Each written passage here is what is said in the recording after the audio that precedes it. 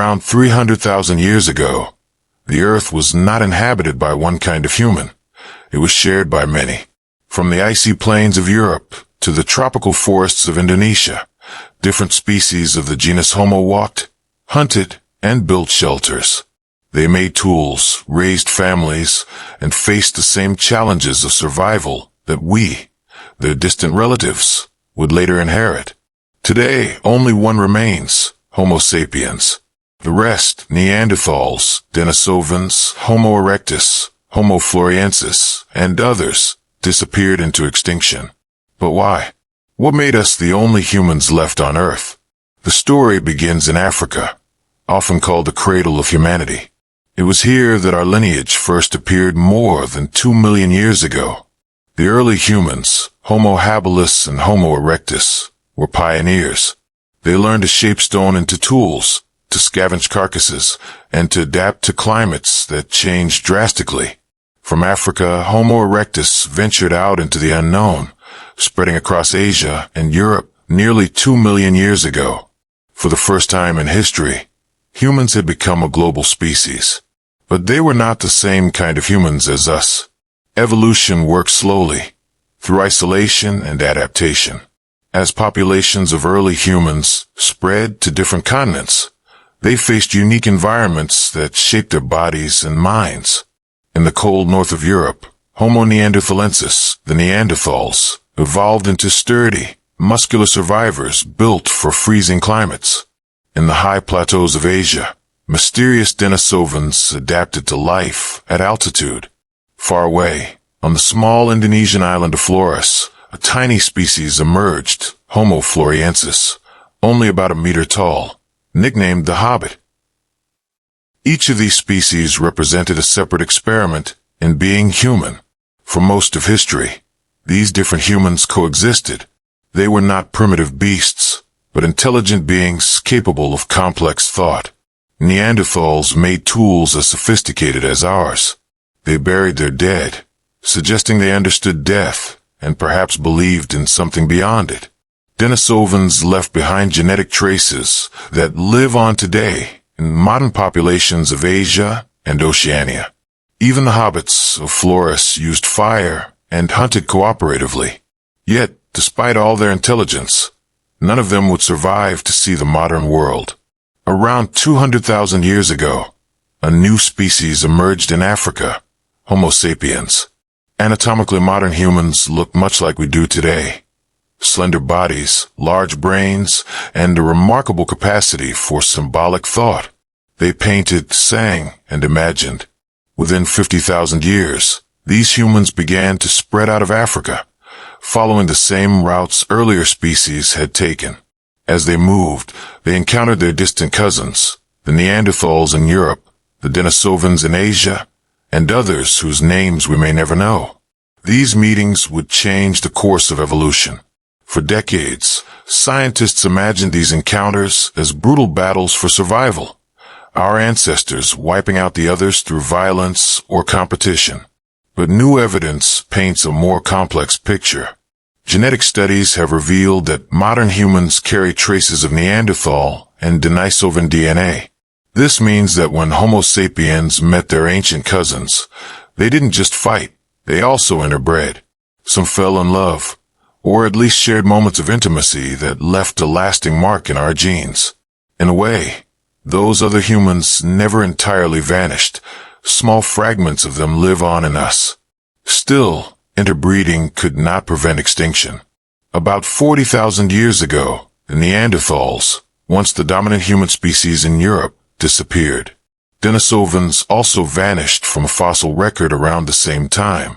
Homo floresiensis and Homo luzonensis, another small-bodied species from the Philippines, likely died out earlier, isolated on their islands. What caused their downfall?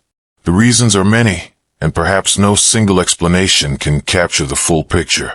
Climate change was one factor. During the last ice age, the world's temperatures fluctuated dramatically. Forests turned to tundra, and then back to forest again.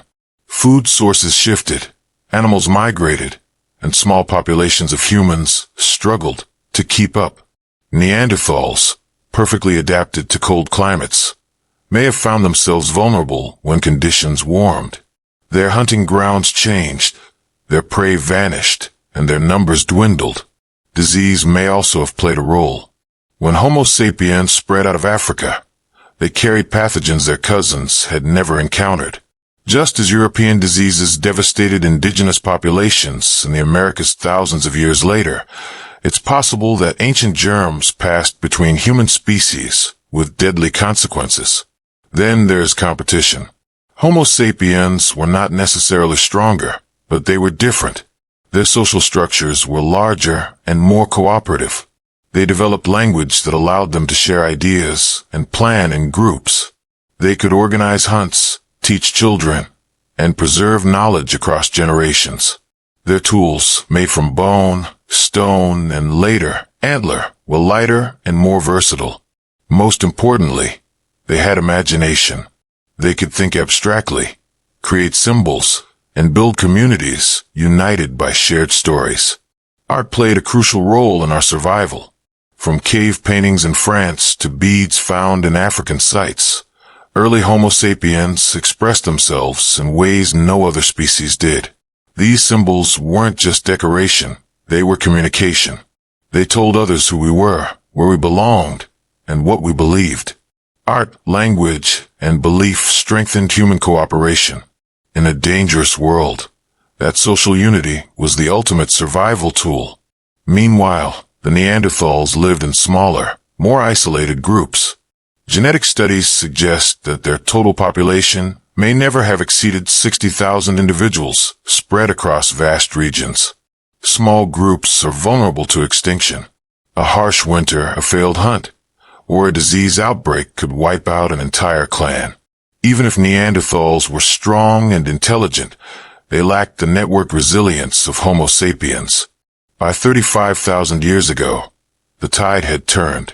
Homo sapiens spread across every continent except Antarctica. They reached Australia, crossed the frozen land bridges into the Americas, and adapted to deserts, jungles, and mountains. Wherever they went, other human species disappeared. It's unclear whether this was deliberate, through conflict, or simply the outcome of competition for the same food and territory. Either way, by 30,000 years ago, our kind stood alone. The disappearance of the other humans marks one of the most dramatic turning points in evolution. Imagine a world where Neanderthals had survived, a world with two intelligent species sharing Earth. Would we have lived in peace or constant conflict? Would we have seen them as equals or as outsiders? These are questions we can only imagine now, because the last of them are long gone. Still, their legacy endures in surprising ways. About 1 to 2% of the DNA in non-African people today comes from Neanderthals. Denisovan genes have given Tibetans the ability to thrive at high altitudes. Even traits like our immune system or hair type carry echoes of these ancient encounters. Though they've vanished as species, they contributed to who we are biologically, and perhaps in spirit. Archaeology continues to reveal new clues. In caves across Europe and Asia, scientists have uncovered evidence that Neanderthals may have been more sophisticated than once believed. They used pigments, collected feathers, and possibly even played music. One flute made from a vulture bone, found in Slovenia, may have been carved by Neanderthal hands. Such discoveries remind us that intelligence has many forms, and ours is not the only way to be human. The mystery of why we survived when others did not may also come down to chance. Evolution isn't always about superiority. It's about adaptability and timing. A few strokes of luck, a stable climate, a fertile valley, or a key innovation might have tipped the balance in our favor. Had events unfolded differently, it could have been Homo neanderthalensis telling stories about Homo sapiens instead of the other way around. But there's also a deeper reason. Humans, as we know them today, are creatures of cooperation and imagination. We build civilizations not merely with tools, but with shared dreams. The ability to think beyond the present moment, to plan, to believe, to hope, may have been the defining trait that allowed our ancestors to outlast all others. When faced with extinction, they didn't just adapt physically, they adapted culturally. They learned to depend on one another, to communicate ideas, and to pass knowledge across generations. In this sense, the survival of Homo sapiens was not just a biological event, it was an intellectual revolution. The others could survive nature, but we learned to reshape it. We tamed fire, crafted clothing, and built shelters that turned harsh environments into homes. We invented tools that multiplied our strength and language that united our minds. And when we looked at the world around us, we saw meaning. Even today, scientists continue to uncover fossils and DNA that expand our understanding of what it means to be human. In the last decade alone, discoveries in South Africa, the Philippines, and Siberia have revealed entirely new species that once shared our planet. The human story is far more crowded and complex than we ever imagined. Each new find adds another branch to our evolutionary tree, and another reminder that we are not and never were alone. So, why are we the only humans left? The answer lies somewhere between science and mystery. We survived because we were adaptable, social, and imaginative. We survived because our ancestors could cooperate in large groups, share ideas, and learn from mistakes. We survived because we could dream. But survival came with a cost. The extinction of every other human species that once shared the earth. When we look at the empty places they left behind, the caves where Neanderthals once painted, the tools abandoned in Denisovan mountains, the tiny footprints of the Hobbits on Flores, we are looking at lost worlds of humanity. They remind us that our story is not one of inevitable triumph, but of fragile luck. For millions of years, being human was not unique. It was shared among many. Now, that diversity has vanished. And yet, in a sense, we carry them within us. Every heartbeat, every word, every invention echoes the ancient struggle to survive and to understand. The question, why are we the only humans left, is also a question about who we are and what we might become. The Earth once had many kinds of humans. Today, there is just one, and the responsibility of keeping humanity alive rests entirely with us. Perhaps that is the final lesson of evolution, that survival is never guaranteed, and that the qualities which saved us, our curiosity, our cooperation, and our imagination, must continue if we are to endure. We are the last of our kind, but also the inheritors of all that came before. Every step we take on this planet is a continuation of an ancient journey, one that began in Africa and is yet to end.